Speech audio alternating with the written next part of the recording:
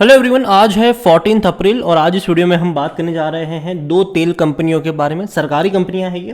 पहली है Bharat petroleum corporation, जिसको हम बीपीसीएल के नाम से जानते हैं। दूसरी है HPCL, Hindustan petroleum corporation limited. Video में बातचीत करेंगे इन दोनों ही कंपनियों के बारे में, क्योंकि देखा जाए तो गिरावट तो हो रही है यहाँ पर, क्योंकि भैया कीमतें बढ़ रही है। तो बातचीत करेंगे उसको लेकर, लेकिन उससे पहले अगर आपने अभी तक चैनल को सब्सक्राइब नहीं किया है तो प्लीज़ अभी इसे सब्सक्राइब कर लीजिए, क्योंकि आगे भी बहुत सारे वीडियोस हैं जो आपको काफ़ी ज़्यादा हेल्प करेंगे। तो शुरुआत करते हैं हम भारत पेट्रोलियम के साथ। 332 रुपये का शेयर है। पिछले एक महीने में अगर हम देखें तो एक अच्छी रफ्तार पकड़ी थी इसने। आप देखिए 326 से चला गया था ये 360 पर, लेकिन उसके बाद अगर आप देखो तो ये गिरता जा रहा है। बीच बीच में कोशिश करता है लेकिन फिर गिर रहा है। अटेम्प्ट किए ज़रूर है इसने पिछले एक साल में, अगर आप देखो तो कई बार अटेम्प्ट किया है तेज़ी दिखाने का। 300 रुपये से एक सपोर्ट मिलता है, 350 पे रेजिस्टेंस बैठा हुआ है। हर बार 300 पे आया, फिर ये 350 पे गया, वापस गिरा, वापस तेज़ी बनी, अब वापस गिर रहा है। तो पहली चीज़ तो ये कि अगर 300 के आसपास मिल रहा है मौके बनेंगे बाइंग के। 330 पे नहीं, 300 रुपये के आसपास। और जहाँ तक बात करें इसके लॉन्ग टर्म की, तो देखो 5 साल में भी 10-10.5% की गिरावट है। लेकिन जो पैसा यहाँ पर बनता है वो बनता है डिविडेंड के थ्रू। बीपीसीएल और एचपीसीएल दोनों में ही जो पैसा बनेगा वो डिविडेंड के थ्रू बनेगा। हो सकता है कि आज से 2 साल बाद अगर आप इसका शेयर प्राइस चेक करो तो 300 रुपये के आसपास ही नजर आए, लेकिन इस बीच ये उतना डिविडेंड पे कर चुका होगा कि भैया साल का आपका कम से कम यहाँ पे 10-12% का रिटर्न बन चुका होगा। तो जो पैसा बनेगा वो डिविडेंड के थ्रू बनेगा। लेकिन हाँ, खरीदारी तभी करो जब सस्ता मिल रहा हो। और देखो 300 का जो रेंज है ना, पिछले 5 साल में अगर आप देखोगे तो जब भी ये 300 के नीचे गया है, 250 से 300 के बीच में रहा है, एक बेहतर मौके बने हैं बाइंग के। फिर हर बार वहां से तेजी दिखाई। इवन कोविड के टाइम पर भी जो लो इसने बनाया था वो 275 के आसपास का था, वहां से बाउंस बैक कर गया था। तो सिंपल सी बात है, इनिशियल स्टेज पे मैं इतना ही कहूँगा कि अगर आपको ये 250 से 300 रुपये के बीच में मिलेगा तो खरीदारी के मौके बनते नजर आ सकते हैं। यहाँ पर कंपनी को लेकर अगर हम देखें तो 41 लाख से भी ज़्यादा का इसका वॉल्यूम्स हमें देखने को मिल रहा है। अच्छी क्वांटिटी में शेयर ट्रेड हो रहे हैं। इसके अलावा according to Moneycontrol user 100% लोग कह रहे हैं खरीदारी करो। देखो मेरी बाइंग की रिकमेंडेशन है, लेकिन यहाँ पे नहीं, 332 पे नहीं। अगेन मैं कहूँगा मुझे 300 रुपये का रेंज अच्छा लगता है यहाँ पर बाइंग, और ये मैं कई बार बोल चुका हूँ, इससे पहले भी मैंने बोला है। लेकिन जो पैसा बनेगा वो डिविडेंड के थ्रू बनेगा। अगर हम देखो तो पिछले साल इसने 2 बार पे किया था डिविडेंड, लेकिन पिछले साल थोड़ा सा कम डिविडेंड पे किया था। अगर आप देखो पहले 5 रुपये का था, फिर 6 रुपये का था। लेकिन 2021 में इसने भारी भरकम डिविडेंड पे करके रखा हुआ था, कई बार पे किया था। और कह सकते हैं कि 2021 एक मेन ईयर था जहां पे एक बहुत बड़ा डिविडेंड इस कंपनी ने पे किया था। रेवेन्यू देखोगे तो डेफिनेटली इनके बढ़े हैं 2022 में। प्रॉफिट अगर आप देखोगे तो वो भी यहाँ पर पिछले 2 साल में बढ़े हैं, लेकिन प्रॉब्लम आ रही है क्वार्टर ऑन क्वार्टर पर। अगर आप देखोगे तो रेवेन्यू चलो ठीक है कि थोड़ा बहुत मैनेज करके रखा है इन्होंने, लेकिन दिक्कत आ रही है प्रॉफिट्स में। अब देखिए प्रॉफिट में काफ़ी ज़्यादा मिसमैच है। पहले प्रॉफिट था 2700-800 करोड़ का क्वार्टरली, फिर जून में ऐसा हुआ कि 6000 करोड़ का लॉस हो गया, फिर 340 करोड़ का लॉस हुआ। लेकिन दिसंबर में अच्छा रहा कि 1750 करोड़ के आसपास का इनका प्रॉफिट हुआ। लेकिन 2000 अभी देखेंगे कि मार्च क्वार्टर के रिजल्ट्स कैसे आते हैं। उम्मीद करते हैं कि अच्छे ही आएंगे यहाँ पर। और जहाँ तक बात है नतीजे को लेकर मार्च क्वार्टर के, तो अभी तक कोई डेट सामने नहीं आई कि कब नतीजे आएंगे, लेकिन उम्मीद करेंगे जैसे आएंगे डेफिनेटली हम उसके बारे में भी बातचीत करेंगे।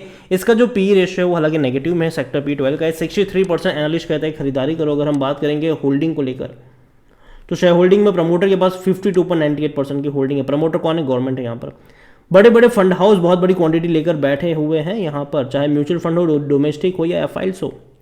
9.13% है म्यूचुअल फंड के पास, 12.67 डोमेस्टिक के पास है, एफआईएल्स के पास 12.53% की होल्डिंग है। रिटेल और अदर की मिलाकर बनती है 12.70, जिनमें से रिटेल इन्वेस्टर 8.15% की होल्डिंग लेकर बैठे हुए हैं। ओवरऑल बीपीसीएल इतना कहूँगा कि कंपनी जो है वो अच्छी कंपनी है, लेकिन अभी हाल फिलहाल में कंपनी वो काफ़ी बड़े पैमाने पर सिर्फ ऑयल के ऊपर डिपेंड नहीं रहने वाली है। बड़ी अपडेट ये भी है कि बीपीसीएल ने लॉन्च किया है 12 EV chargers on Delhi Jalandhar highway.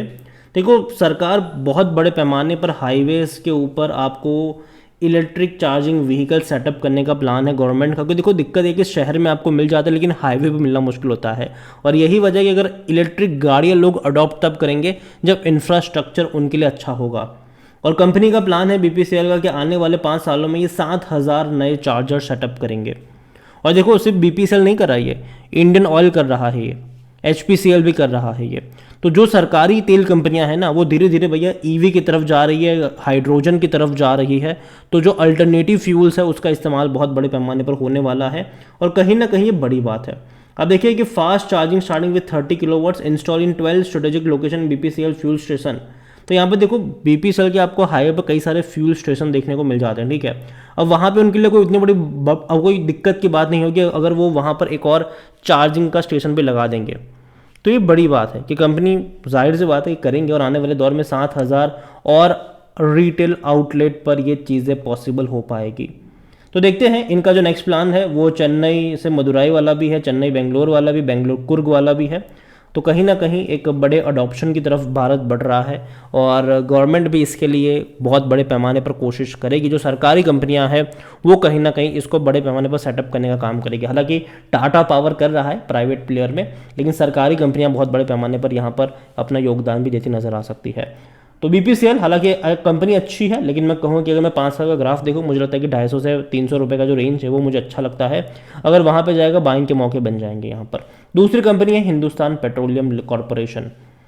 55 lakh से भी ज़्यादा का वॉल्यूम हमें यहाँ पर देखने को मिला, और यहाँ का जो ग्राफ है वो आपको BPCL की तरह नजर आएगा। देखिए सेम ग्राफ है, तेज़ी बनी थी वापस गिर गया। 1 साल का भी ग्राफ देखो तो बिल्कुल ऐसा ही लगेगा, आपको पिरामिड बनते नजर आएंगे यहाँ पर। और यहाँ पर भी जो एक लेवल है वो 200 रुपये का लेवल है, 150 से 200 का लेवल है। अब पिछले 5 सालों में जब भी ये 150 से 200 के नीचे गया है, खरीदारी के मौके बने हैं, बड़ा बाउंस बैक उसके बाद दिखाया है, फिर वापस गया है, बाउंस बैक आया है, वापस गया है, बड़ा बाउंस बैक आया है, वापस गया है, धीरे धीरे तेज़ी की कोशिश कर रहा है ये। तो पहली चीज़ तो ये कि HPCL मुझे लगता है कि यहाँ पे भी जो मौके बनेंगे वो 150 से 200 रुपये की रेंज में बनेंगे। वहाँ पर एक बाइंग आपको नज़र आ सकती है, जब भी ये इस रेंज के आसपास आएगा फिर वापस ये तेज़ी दिखाना भी शुरू कर देगा। और हालांकि अगर हम बात करें तो मॉर्गन स्टैनली ने डाउनग्रेड किया है HPCL को और अंडरवेट की रेटिंग दी है, और उसका सिंपल रीज़न जो बताया है वो है हायर क्रूड प्राइसेस। यहाँ पर आप देखोगे तो मॉर्गन स्टैनली ने स्टॉक को अंडरवेट में रखा है और टारगेट प्राइस को रिड्यूस किया है on back of higher crude prices. पहले मॉर्गन स्टैनली ने यहाँ पर टारगेट दिया था 254 रुपीज़ का, अभी इसको घटाकर 220 कर दिया है। सेम चीज़ उन्होंने BPCL में भी करी हुई है।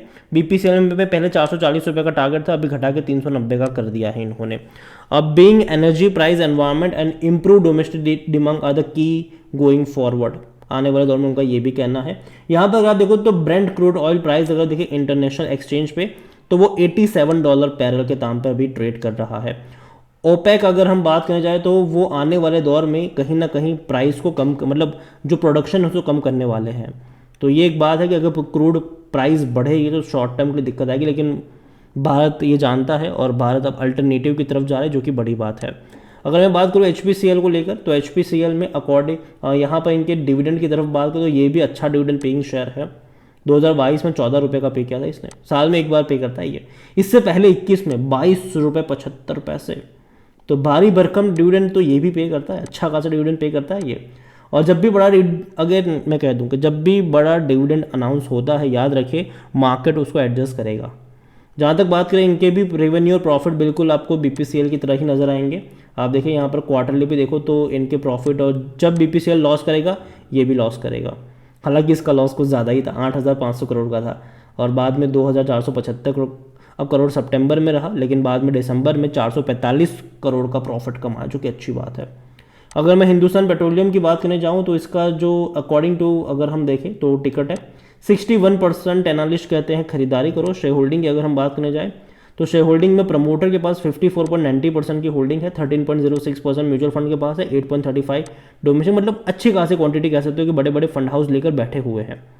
रिटेल और अदर की मिलाकर बनती है 9.33%, जिनमें से रिटेल इन्वेस्टर्स यहाँ पर 6.07% की होल्डिंग लेकर बैठे हैं।